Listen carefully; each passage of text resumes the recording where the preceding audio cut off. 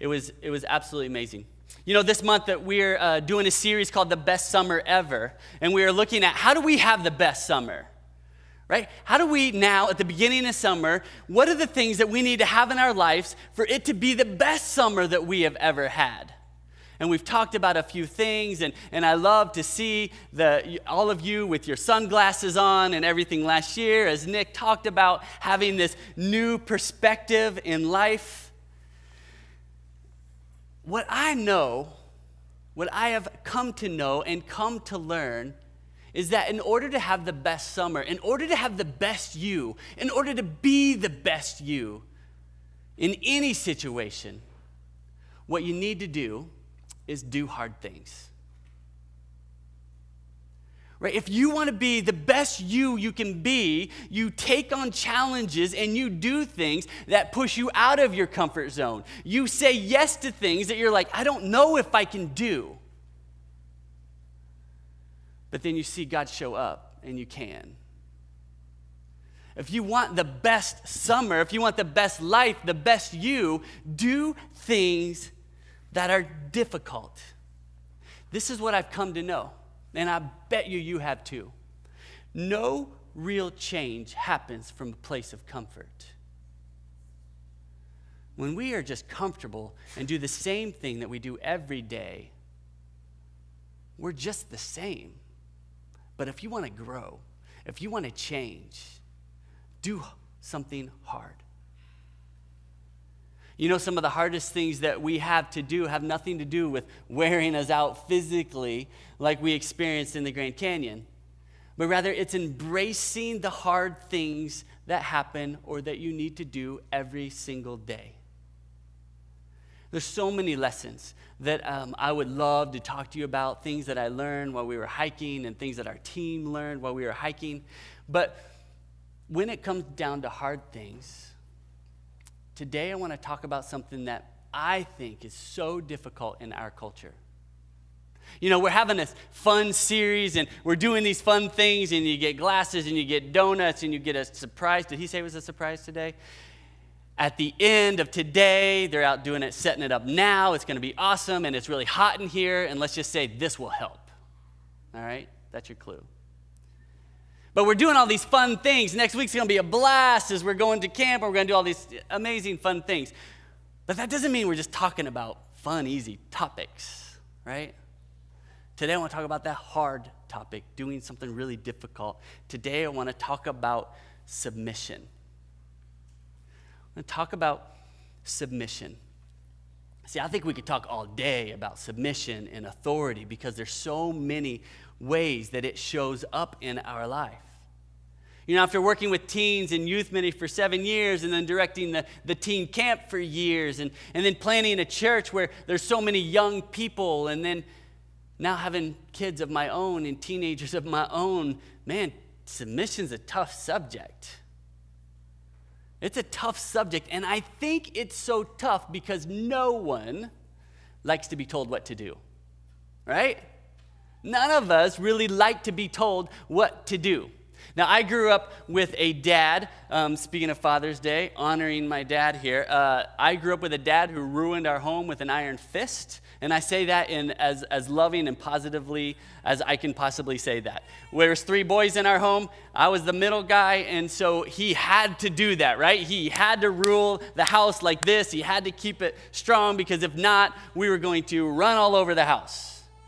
And so that's the way he did. And on top of that, not only is that the way our house was, my dad was a principal. He was an elementary school principal. He was my elementary school principal.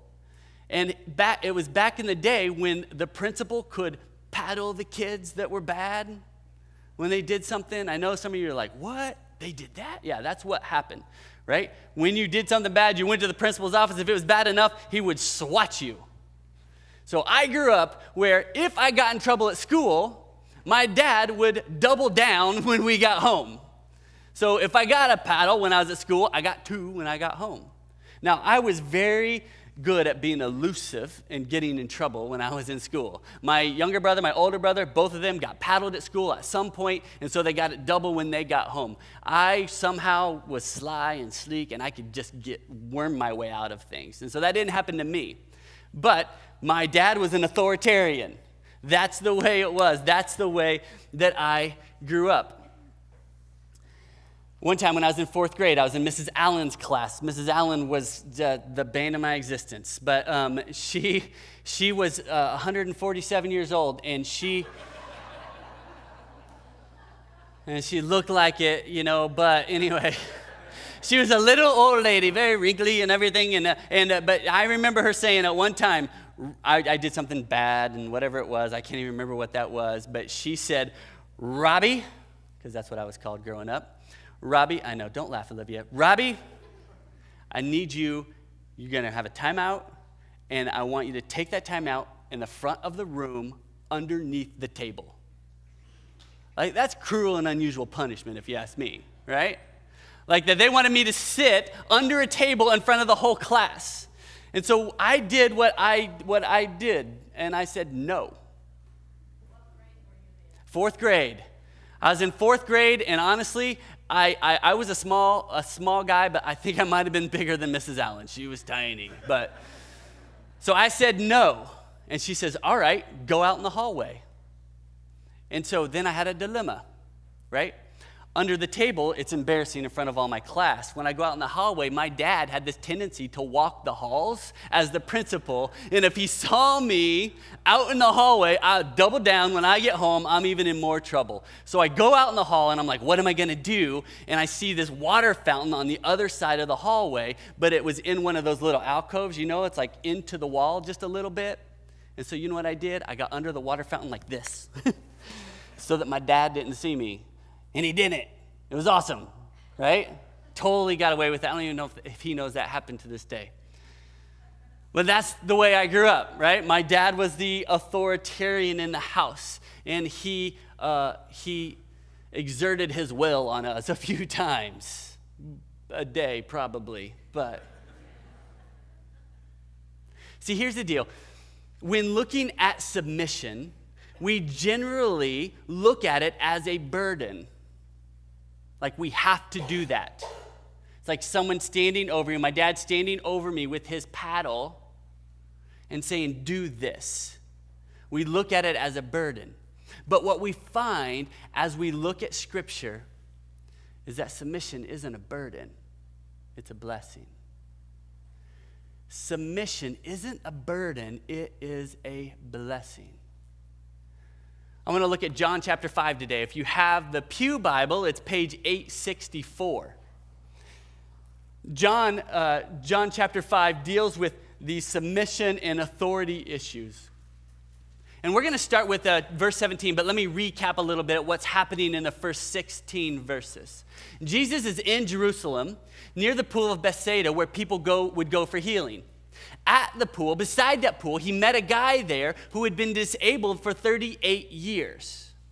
I mean, he wanted healed, but every time he would get up to get into the pool where he would hopefully receive healing, someone would always jump in front of him, and he would never be able to get in the pool. So Jesus says to him, get up and walk.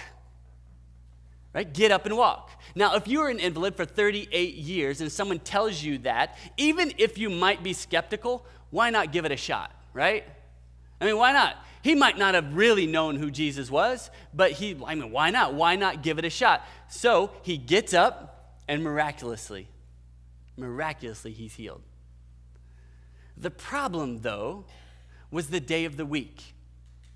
Jesus healed him on the Sabbath.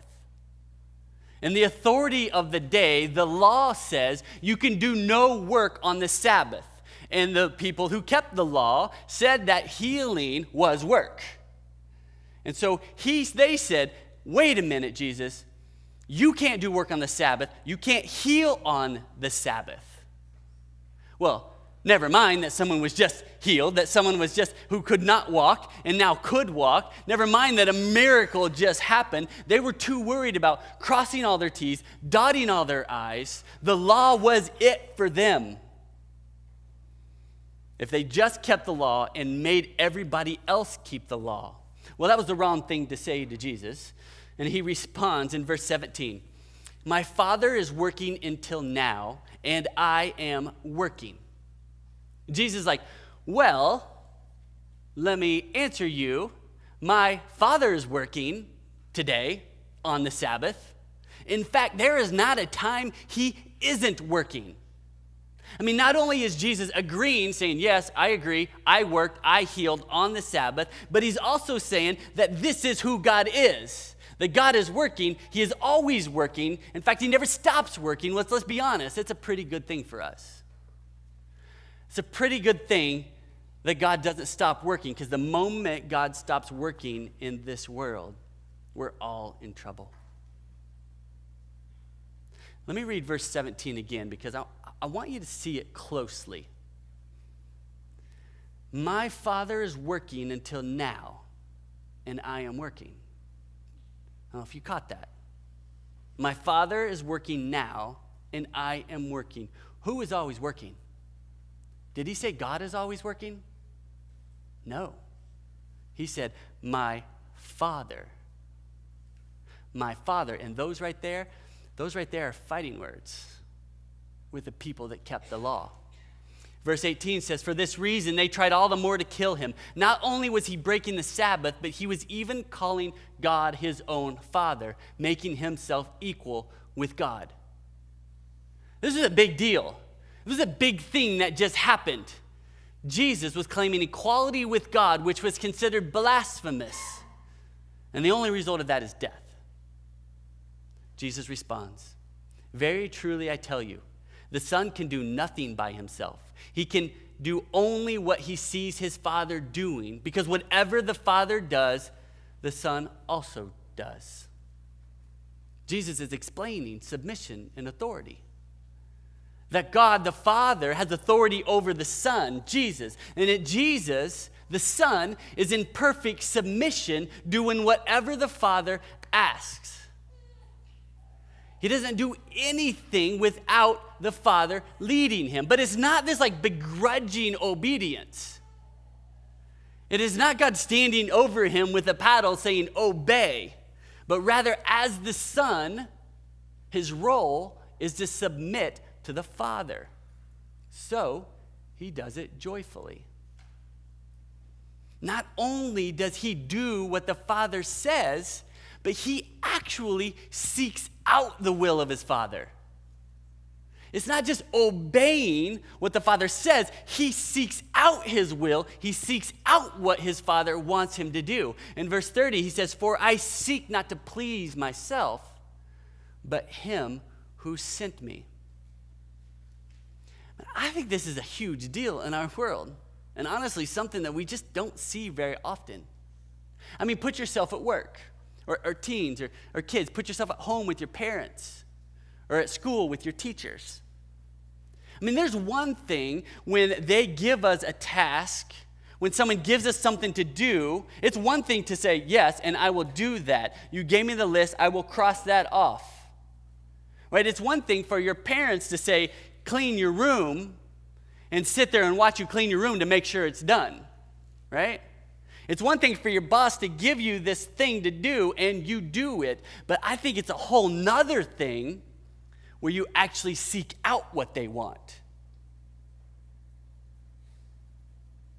Right? So then one of our children comes to us and saying, hey, can I unload the dishes? It always comes with something else and get paid for it, right? But how often do you seek out the will of the person who is in authority over you? How often do you think, what would they do? What decision would they make? And then make your decision that way, submitting to their authority. Let's keep going. Because if Jesus always does his Father's will, what is God doing? What is his Father's will? Verse 20 says, for the Father loves the Son and shows him all he does. Yes, and he will show him even greater works than these, so that you will be amazed. For just as the Father raises the dead and gives them life, even so the Son gives life to whom he is pleased to give it. Moreover, the Father judges no one, but has entrusted all judgment to the Son. So out of love for the Son, God shows him everything by making him a part of everything. Right? Which, when you look at it, what an amazing leadership principle. Right? Dads, you want to have your kids do your will rather than telling them, do it. What if we led them by showing them how to do it?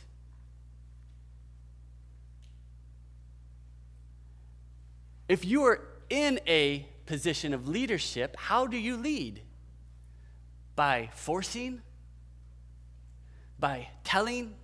Or by showing? The Father shows Jesus everything, and the Father gives Jesus, the Son, the authority over life itself, which we just saw as he asked that man or told that man to get up and walk. The Father gives Jesus the authority over death, which we know happens with Lazarus as he tells a dead man to get up and live. And he gives Jesus the authority over judgment. He makes Jesus the judge as he seeks his Father's will. Why does he do all that? Why does God do all that? Look at verse 23. That all may honor the Son, just as they honor the Father. Whoever does not honor the Son does not honor the Father who sent him.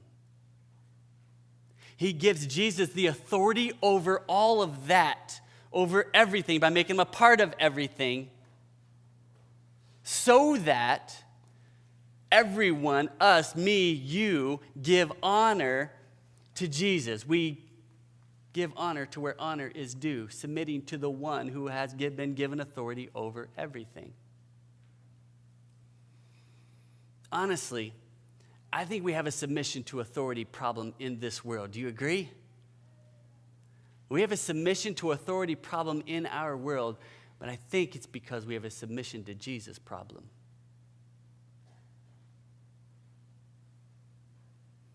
We don't honor the people put in authority over us because we don't truly honor Jesus.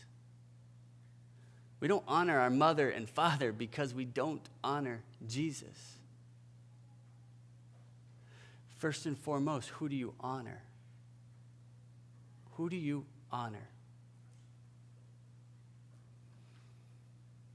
Scripture tells us, for God so loved the world that he gave his one and only Son.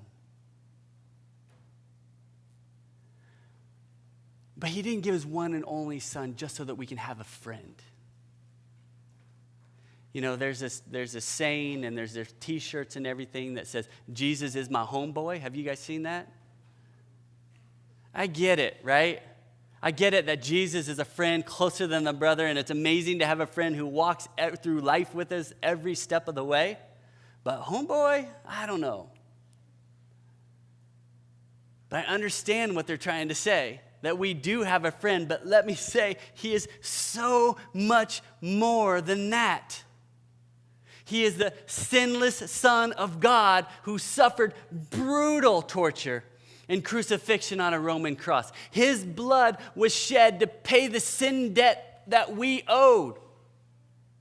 And that makes him more than our homeboy. It makes him more than our friend. He is the sovereign Savior who is seated on the throne, and the earth is his footstool. What we desperately need in this world is a revelation of his holiness. Like Isaiah, who saw him seated on a throne, he couldn't even look at him, and he cries out, "Woe is me! I am a man of unclean lips. I am not worthy of that." We need a revelation of his holiness. Because nothing is more dangerous than underestimating or underappreciating the holiness of God. Why? When we underestimate the holiness of God, we underestimate the authority of God. When we underestimate the holiness of God, we underestimate the mercy of God, and we end up cheapening God's grace. And the foundation of salvation begins to crumble. See, this authority issue isn't just something that makes our world better.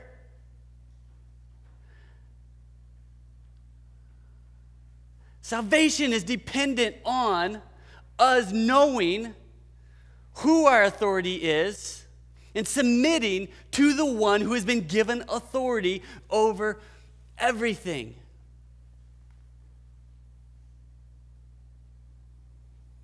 I am sure I was called to the canyon again this summer to learn about God, to learn about faith, to learn about trust. And of the many lessons I've learned in the canyon,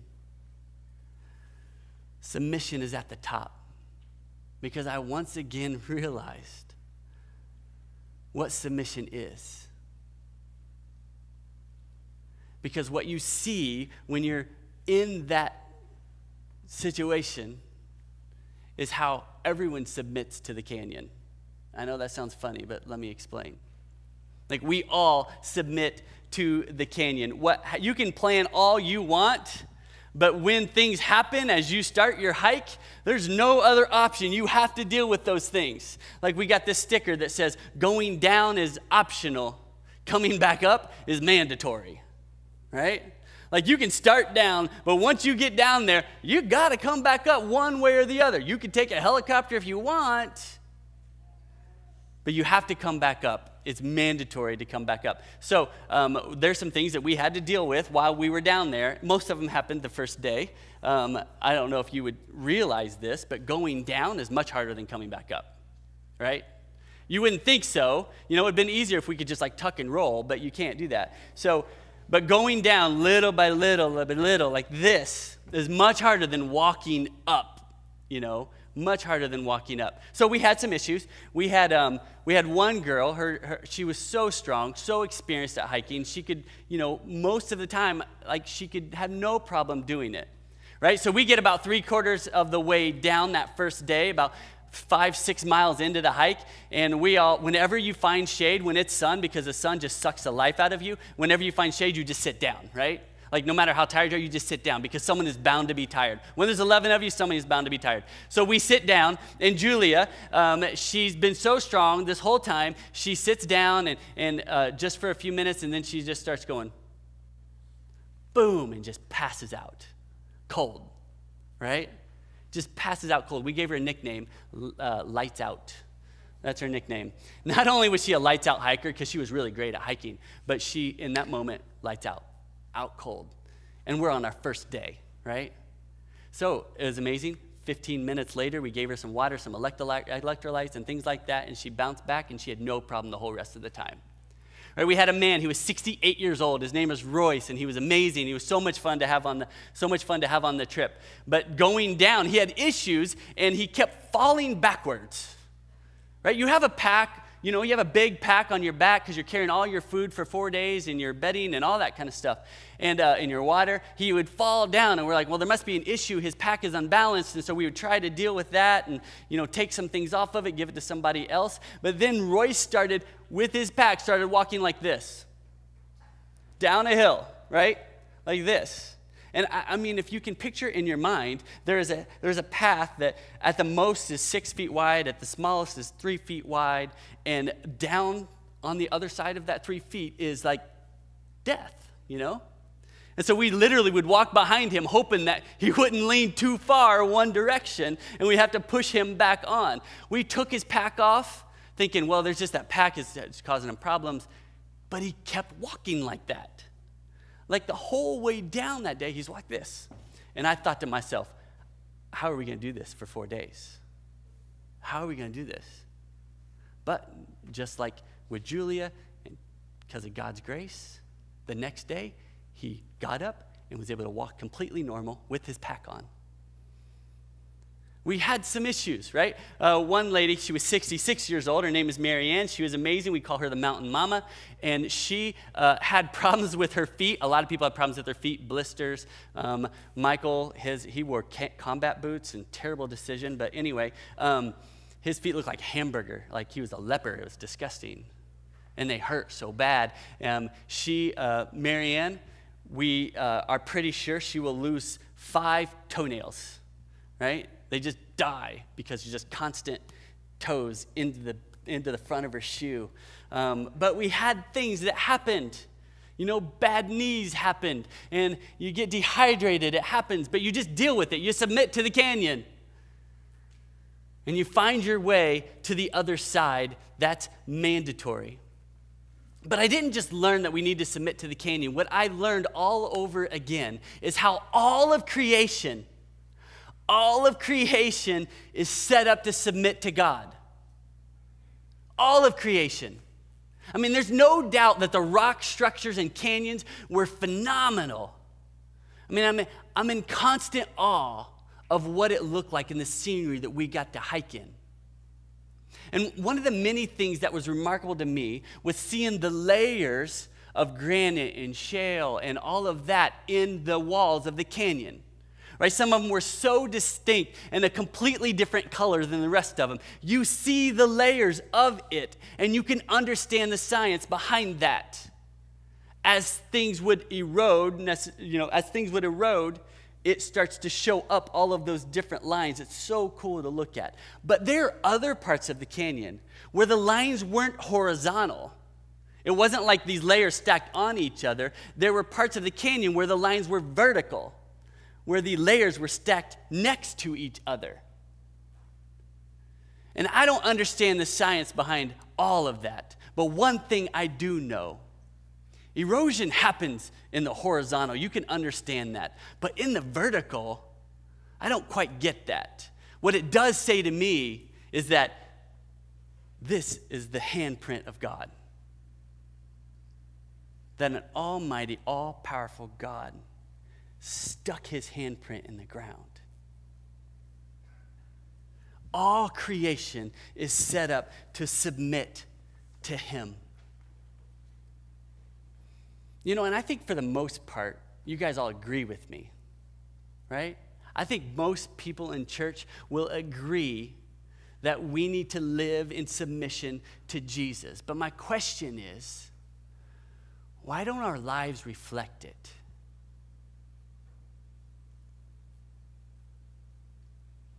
Why so often do we hold on tight and control everything that we can control?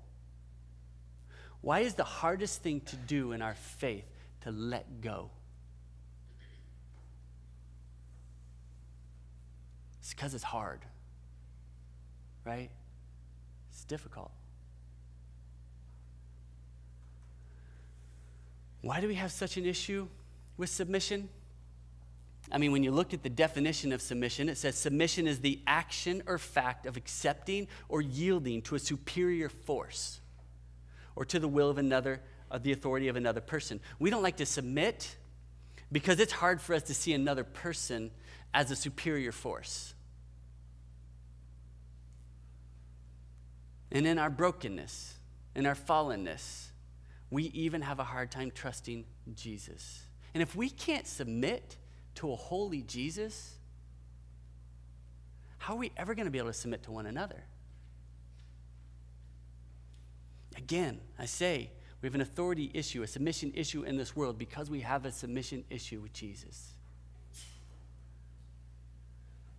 Well, rather than me just sitting up here as one of your pastors and telling you how you need to act or what you need to do, that you need to obey and submit or else, I can't help but be compelled by what happens when we do submit to Jesus.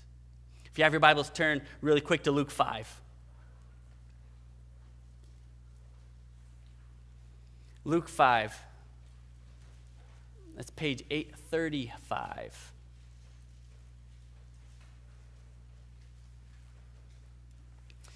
Now let me set this up a little bit. The scene that we have here is Jesus. He's on the edge of the Sea of Galilee. There's a crowd of people listening to him. They are hearing things that he is speaking with authority that they've never experienced that authority before. And so these crowds gathered around him, and there's so many people. You can imagine, put yourself there, right? There's no microphone, there's no amplification. So everybody would want to get just a little bit closer to hear Jesus, right? They're like, he's teaching, we got to hear what he's saying. So they would get a little bit closer, and you can just imagine this crowd like pushing up against Jesus. And so he sees there's an issue here. So he looks out and he sees a boat, and he says, that's what I could do. I can get out on the boat, and when I get out there, they'll be able to see me better. They'll be able to hear me better. So he sees the boat. He talks to the captain, and he says, can I come aboard? And so he does. He gets on this boat. And then in verse 4 of chapter 5, it says, when he had finished speaking, he had said to Simon, put out into deep water and let down the nets for a catch. So after he gets done teaching, he's like in a boat, and he's like, hey, why not? Let's go fishing. Now, I'm not a fisherman. I mean, my idea of fishing is Red Lobster. I'm really good at that, though. You know, I don't mind catching fish. I just don't like fishing for fish. I would rather someone else catch them for me. So anyway, if that makes me less of a man, that's just the way it is. I like to eat fish a lot. So if you catch some fish, just let me know, because I'll eat them, right? And they're good and tasty. And if it's shrimp, it's even better. So he gets out on this boat, and he says, hey, let's go fishing, right? I'm done speaking. Now it's time for us to go out. So he takes out there. He goes out there and goes fishing. Now, if you got to think about this, he is on a boat with a professional fisherman, right? This is what Simon did. He was a professional fisherman. And Simon answered him, Master, we've worked hard all night and haven't caught a thing. You know, I can imagine him saying, you know what? We're heading in for the night. We're heading in for the day. We have fished all the spots that I know how to fish, and I haven't caught anything. Like, I can imagine Simon going, wait a minute, I'm the professional here, Jesus. Like, I don't tell you how to make a stool or whatever it is you make with wood as a carpenter. Why do you tell me how to fish? And so, but he doesn't say that. This is exactly how he responds. He says, but because you say so, I will let down the nets. Against what he thought, like he knew how to do it, against his better judgment, whatever you want to say,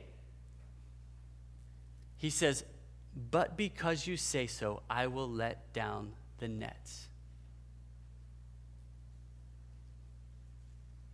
Verse 6, when they had done so, they caught such a large number of fish that their nets began to break. So they signaled their partners in the other boat to come and help them. And they came and filled both boats so full that they began to sink. You know, knowing the end of the story, knowing the catch that they made, we can understand how big that statement Simon made was.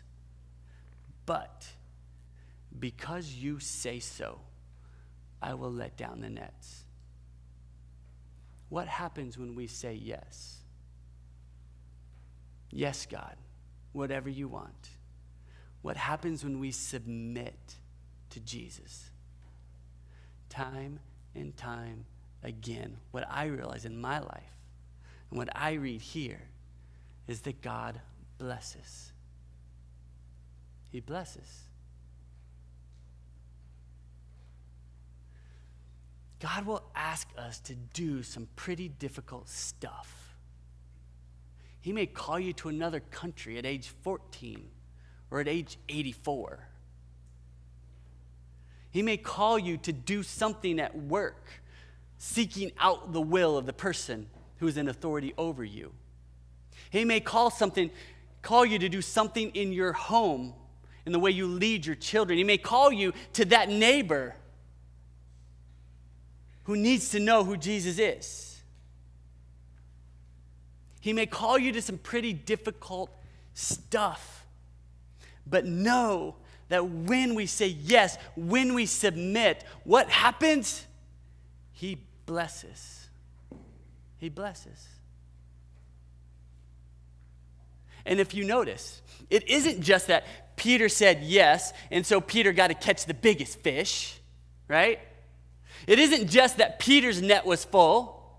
It isn't even just that Peter's boat was full. It is that both boats were full. See, when we submit, it doesn't just change us. It doesn't just change our circumstance, our situation. It changes the people that we touch, that we love. Submission isn't just about me and my thing. It is something that I do so that God will bless everyone that I'm in contact with. Everyone that touches me is blessed because of my submission. As a church family, we want this church to be blessed, don't we? Don't we? I mean, don't we want 3,000 people in Fairmount to come to here because the good news is being preached? Don't we want a whole county to be reached by Jesus because of what we're able to do because we submit?